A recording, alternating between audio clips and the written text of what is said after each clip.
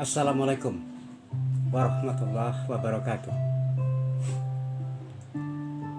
Selamat bertemu kembali sahabat-sahabat saya yang baik, yang selalu setia, barangkali menunggu siaran-siaran saya ini. Enggak tahu pasti. Tapi kalau melihat dari tren yang terlihat, kelihatannya banyak teman-teman yang selalu menunggu apa yang saya mau katakan kemudian dalam video saya yang akan datang. Mudah-mudahan saya nggak kegeeran terkait dengan itu. Salam bawah sadar. Sekali lagi salam bawah sadar, karena emang ini salam yang saya anggap sebagai salam resmi,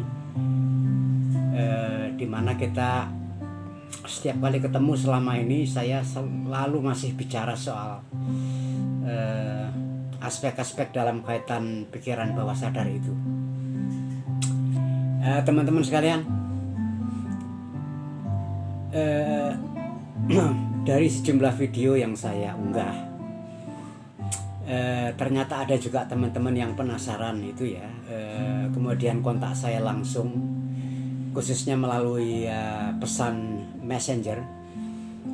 Ada hal yang menarik yang pagi ini ketika saya bangun kemudian saya cek cellphone saya mendapat satu pesan dari seorang ibu. Saya nggak sebutkan namanya demi untuk menjaga privasi. Saya hanya sebut inisialnya. Ya, inisial daripada ibu ini adalah Ibu Kadi. Ya, Kadi itu nama inisialnya. Tapi beliau punya permasalahan unik menurut saya. Unik karena memang ini menyangkut menyangkut kehidupan yang dia alami. Pertanyaannya panjang banget sehingga saya harus menyalinnya, dan nanti dalam video ini saya akan membaca seutuhnya dialog saya dengan Ibu KD ini, atau Mbak KD inilah saya sebut, karena dia nggak sebut usianya berapa, tapi saya pikir masih usia belia. Teman-teman, saya mohon izin untuk membacakan dialog singkat saya dengan Ibu KD ini. Saya sudah siapkan di kertas di depan saya ini. Begini kira-kira. Selamat pagi Pak Pras. Nama saya Ibu KD, ini inisial ya. Saya mau nanya tentang masalah anak saya, boleh gak? Ya, saya itu karena ini saya lihat serius, kemudian ya saya jawab, monggo, boleh, silakan. Kemudian beliau mulai cerita pelan-pelan ke saya, dan ceritanya saya tuliskan, bukan saya tuliskan, saya salin ulang gitu ya. Kira-kira begini, Pak, boleh nanya apa enggak? Saya jawab, boleh. Kenapa juga enggak, kan begitu. Silakan Pak, mau tanya soal apa? Begini Pak,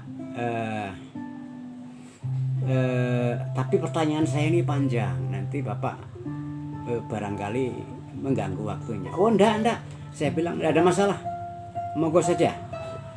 Saya bisa sediakan waktu dan saya akan mendengar. Oke, cuman saya bilang dalam dialog itu, tapi kalau saya enggak tahu, saya enggak janji ya, saya akan usahakan nanti cari jawabannya. Lantas si Mbak tersebut cerita kepada saya terkait anaknya. Ceritanya begini, seutuhnya saya baca ini.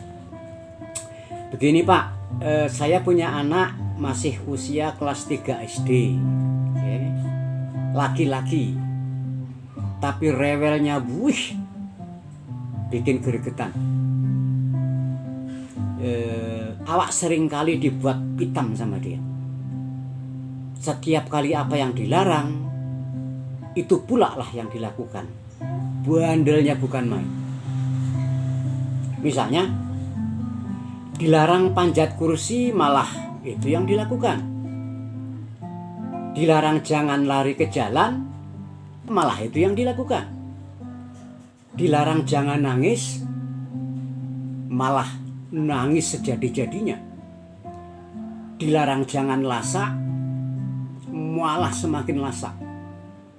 Dilarang ngompol, malah ngompol setiap malam. Kemudian dilarang jangan nyerak barang-barang, yo semakin diserak-serakkan. Dilarang jangan banting mainan, malah semua mainannya dibanting-banting. Dilarang jangan pukul teman mainnya, malah semua temannya itu dipukul. Dilarang jangan numpahin air di lantai, malah numpahin air di mana-mana. Dilarang mengoyakkan buku pelajaran, malah bukunya disuwek-suwek, dikoyak-koyak. Dilarang jangan malas belajar, malah malesnya nggak ketulungan. Dilarang coretin dinding, malah semua dinding dicoreti pakai krayon. Agak unik ini. Dilarang jangan malas makan, malah ngambek gak mau makan. Dilarang jangan potong bunga mama,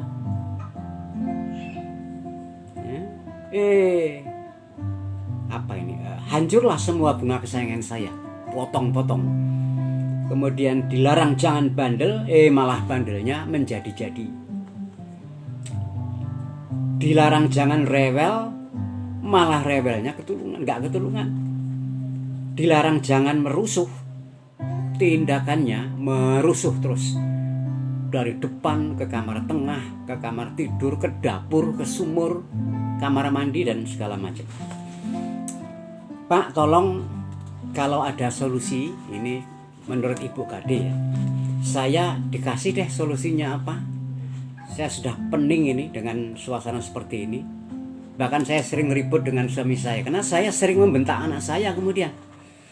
Nah jadi ya suami saya kan enggak tahu masalahnya, dia kerja di kantoran di luar. Saya yang dari pagi sampai malam stres menghadapi ini anak. Nah menurut saya kondisi saya ini sangat sulit.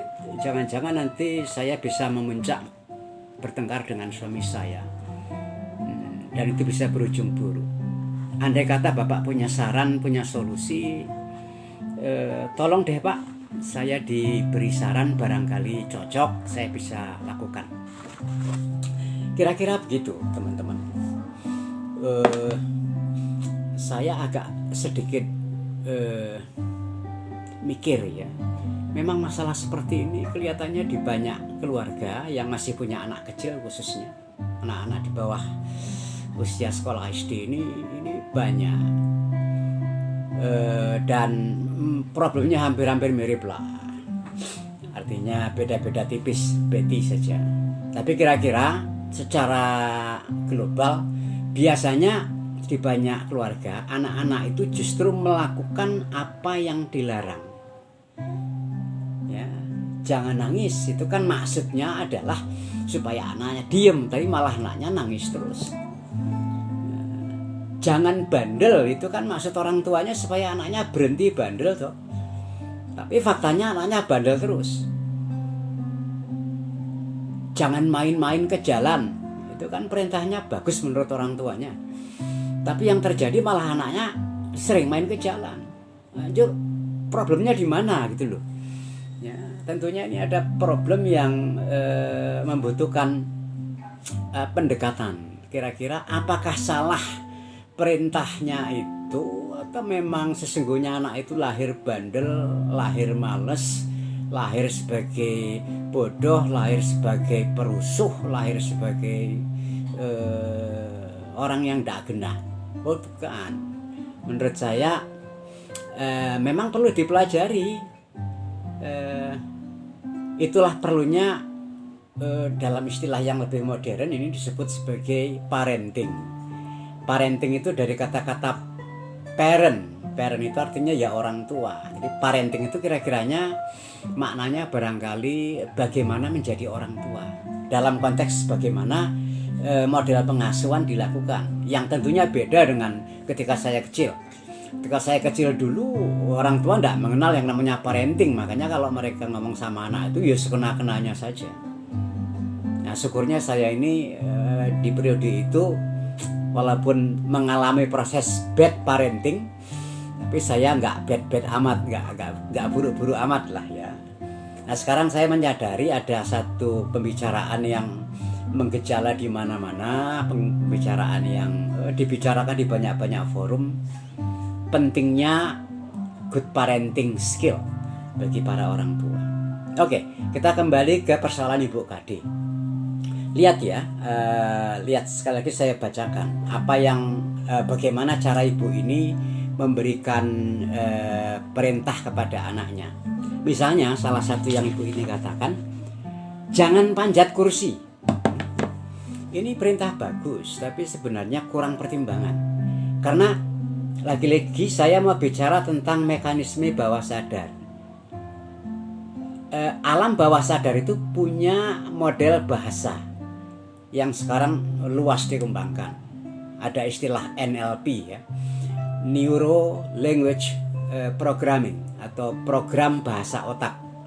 Ini sepenuhnya terkait dengan persoalan-persoalan bawah sadar. Kita lihat ya, ketika ibu ini melarang anaknya jangan panjat kursi. Ingat, ekor kata daripada larangan jangan panjat kursi yang ditangkap oleh peristiwa di bawah sadar adalah panjat kursi. Ini ya perintah, tapi sebenarnya perintah negatif. Karena setiap perintah itu perlu dipertimbangkan ekor katanya. Jangan panjat kursi itu artinya yang ditangkap oleh bahasa bawah sadar anak ini adalah panjat kursi. Makanya ya anaknya nggak berhenti manjat kursi, terus manjat kursi, terus menek kursi. Nah, ternyata sederhana.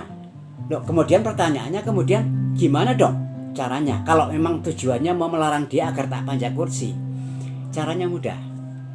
Caranya dengan membalik perintah yang bernada negatif itu ke perintah yang arahnya positif dengan ekor kata yang juga positif. Misalnya, jangan panjat kursi itu bisa diganti dengan turun. Turun dari kursi itu. Ya kan maknanya sama nih.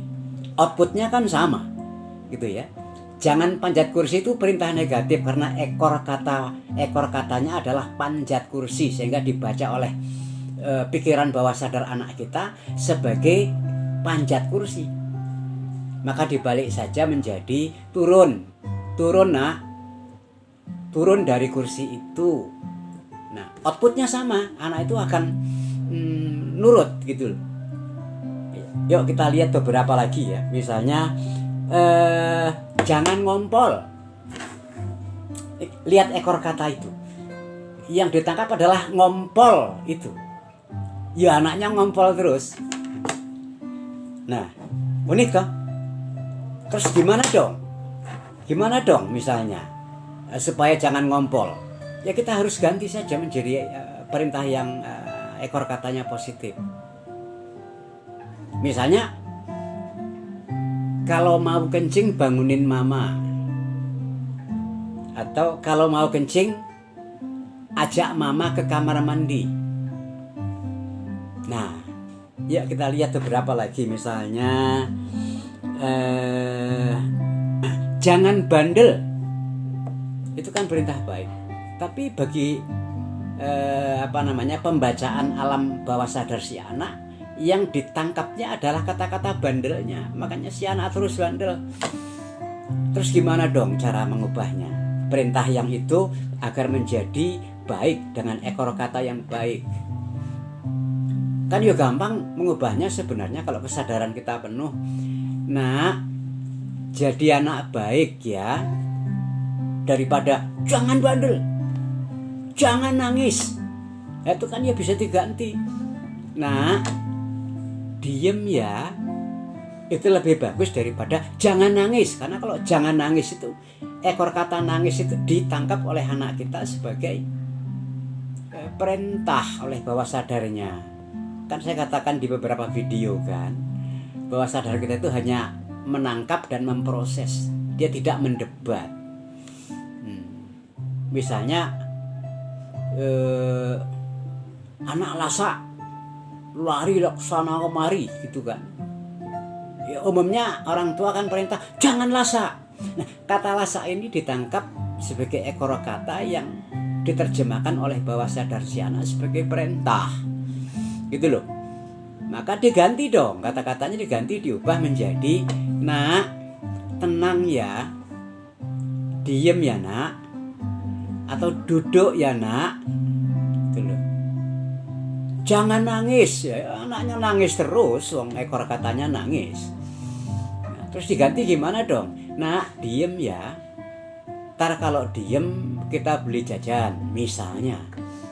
Jadi intinya begini teman-teman, ini menjawab pertanyaan Ibu KD yang saya mohon maaf menggunakan cerita dia sebagai kasus ya, tapi barangkali yang punya masalah seperti Ibu KD ini banyak sekali, maka sekaligus menjawab persoalan Ibu KD, saya bisa juga menginspirasi keluarga-keluarga yang lain yang punya anak yang semodel dengan problemnya Ibu KD. Mohon maaf Ibu KD sebelumnya ya, saya memang tidak berarti kemudian saya mengumbar masalahnya atau mempublikasikan masalahnya Ibu KD. Nah, tapi mudah-mudahan kalau Ibu KD nanti membaca, menonton video saya ini, Ibu akan bisa memahami apa persoalannya. Ya, sederhananya Ibu ubah perintah yang ekornya negatif itu, pilihkan kata yang nadanya nada positif agar ekor kalimat yang bernada positif itu dibaca dan diproses oleh bawah sadar anak Ibu, oleh pikiran bawah sadarnya sebagai perintah yang positif. Percayalah, Ibu akan mendapatkan hasil yang sama dengan cara mengubah cara memberi perintahnya. Saya pikir itulah betapa hebatnya yang disebut dengan alam pikiran bawah sadar itu, yang banyak orang belum menyadari itu, yang banyak orang juga perlu harus paham soal itu gitu loh. Makanya kalau kita pelan-pelan secara sadar menggunakan pola-pola ini, mudah-mudahan lambat laun gaya kita memberi perintah itu menjadi gaya-gaya yang positif dan mudah diproses oleh pikiran bawah sadar anak-anak kita. Insya Allah saya berharap Ibu KD bisa mempraktekkan ini, dan keluarga-keluarga yang lain juga bisa mempraktekkan ini. Kenapa saya mengajarkan ini? Karena saya juga dulu pernah beberapa saat itu cukup banyak membaca tentang apa itu good parenting dan segala macam. Masih dalam konteks bagaimana mekanika dan dinamika daripada mekanisme daripada pikiran-pikiran alam bawah sadar manusia yang belum banyak diketahui orang. Mungkin ini hal kecil yang saya katakan, tapi mudah-mudahan bisa menyelesaikan banyak hal besar di banyak keluarga dan di orang tua yang punya problem sama terkait dengan anak. Teman-teman, saya pikir bicara saya sudahin karena ini cukup menurut saya sebagai pesan video untuk kali ini. Ibu KD mohon maaf karena saya sedikit menggunakan cerita Ibu sebagai bahan siaran video saya. Saya pikir kalaulah ini demi kebaikan, apalah salahnya. Jadi Ibu KD telah memberi kontribusi terhadap banyak persoalan yang seperti ini terkomunikasikan, tersiarkan lewat video saya. Wabillahi taufiq wal hidayah. Wassalamualaikum warahmatullahi wabarakatuh. Amin. Amin. Salam bawah sadar. Amin ya rabbil alamin.